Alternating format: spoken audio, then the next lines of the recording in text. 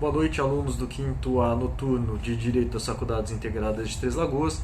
Sou o professor Marcos Acamini e hoje vamos falar sobre a Lei 11.343 de 2006, a Lei de Drogas. Portanto, hoje nós iremos abordar, na verdade, a figura do tráfico privilegiado. O que é o tráfico privilegiado? O tráfico privilegiado ele está no artigo 33, porém, no seu parágrafo 4º. O parágrafo 4º ele diz que existe uma diminuição de pena de 1/6 a 2/3 nos casos em que houver o preenchimento dos requisitos ali listados para o caput do artigo 33 e o seu parágrafo 1º. Olhem ali o artigo 33, parágrafo 4º. Ele vai falar que haverá uma diminuição de pena de 1/6 a 2/3. Porém, ali no momento, está escrito que está vedado a conversão da pena para restritivas de direitos. Porém, se vocês observarem, ou no seu código, ou no site do Planalto que contém a lei, existe um risco que está ali retirando esta parte. Então, por quê? O que aconteceu? Antes era proibido a conversão da pena privativa de liberdade em restritivas de direito. Porém, o STF, em um caso, em um julgamento, em um controle difuso de constitucionalidade, ou seja, num caso concreto, em que aquele efeito seria apenas inter partes, ele decidiu que pode sim a conversão da pena privativa de liberdade, no caso de diminuição de pena, para a conversão por restritivas de direitos. Qual que foi o argumento do STF? De que aquela parte ela violaria o princípio da individualização da pena e também o princípio da proporcionalidade. Logo após essa decisão do STF, houve a resolução 5 do Senado Federal. Então, por vezes, o Senado Federal ele pode fazer uma resolução alterando, modificando a lei. Onde que está o fundamento para esta resolução? É o artigo 52, inciso 10 da Constituição Federal. Então, por isso que existe um risco ali, existe um traço vedando aquela parte da lei. Então, atualmente é possível a conversão da pena privativa de liberdade em restritivas de direitos. Porque se nós pegarmos a pena mínima do tráfico, 5 anos, e diminuí-la de acordo com o parágrafo 4º do artigo 33, nós temos então uma pena inferior ou igual a 4 anos. Nestes casos, de acordo com o artigo 44 do Código Penal, é possível sim a conversão da pena em restritivas de direitos, pois não é um crime nem com violência, nem com grave ameaça. Então, o primeiro item a se frisar aqui é que é possível a conversão da pena privativa de liberdade em restritivas de direitos, conforme a Resolução 5 do Senado Federal e também a jurisprudência do próprio STF. O tráfico privilegiado, ou seja, esta diminuição de pena prevista no parágrafo 4º do artigo 33, é também chamado de tráfico acidental, ou de tráfico eventual, ou de tráfico privilegiado. Porque, conforme falarei a seguir, existem 4 requisitos para que essa diminuição seja aplicada. De acordo com o STJ, até pouco tempo atrás, existia uma súmula, a 512 do STJ, que falava que o tráfico privilegiado, esta diminuição de pena que eu estou comentando, era equiparado a crime hediondo, era assemelhado ao crime hediondo. Porém, em 2016, o STF, lá no informativo 831 de 2016, disse no plenário, a partir de um julgamento de um habeas corpus, que o tráfico privilegiado não se equiparava a crime hediondo, não se assemelhava a crime hediondo. E olha só, o que aconteceu no final do ano passado? Dia 24 de dezembro de 2019, nós tivemos a Lei 13.964.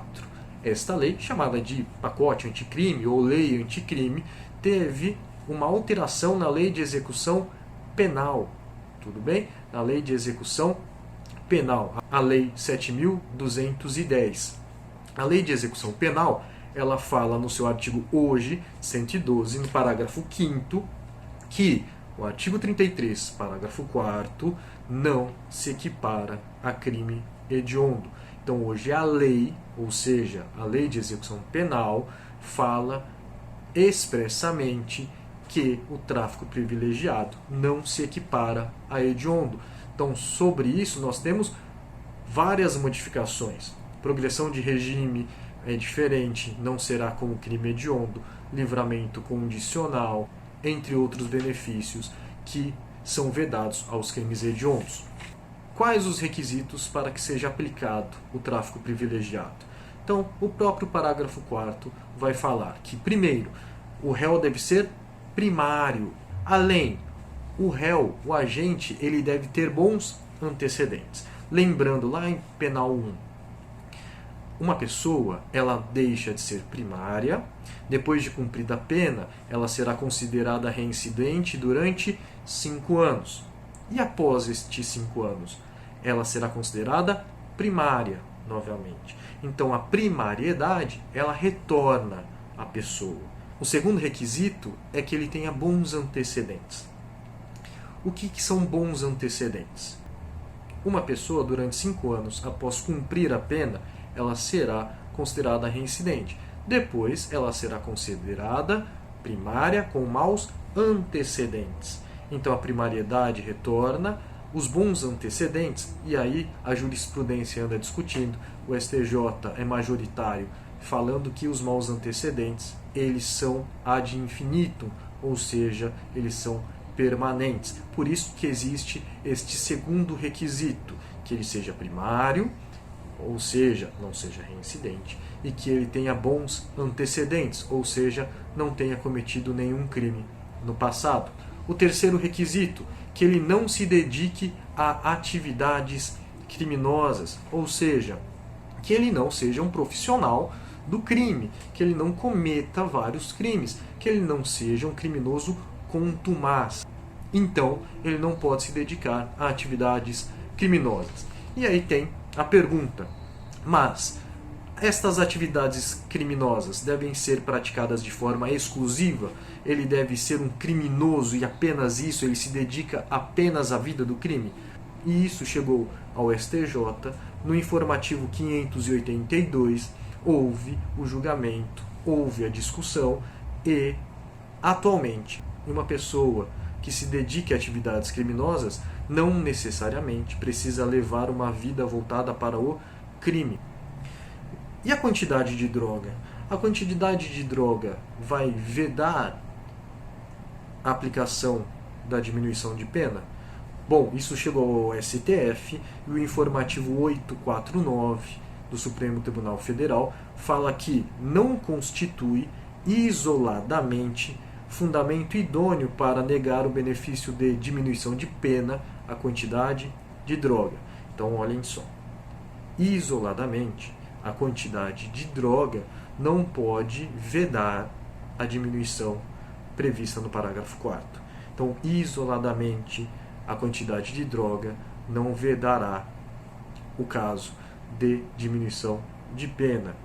Se houver outros fundamentos, aí sim o juiz pode não conceder a diminuição prevista no parágrafo 4º. Então, até agora, falamos de 3 requisitos para se conceder a diminuição de pena. Primeiro, que ele seja primário, que ele tenha bons antecedentes, que ele não se dedique à atividade criminosa e, por último, que ele não integre organização criminosa. Não pode haver provas de que ele faz parte de uma organização criminosa.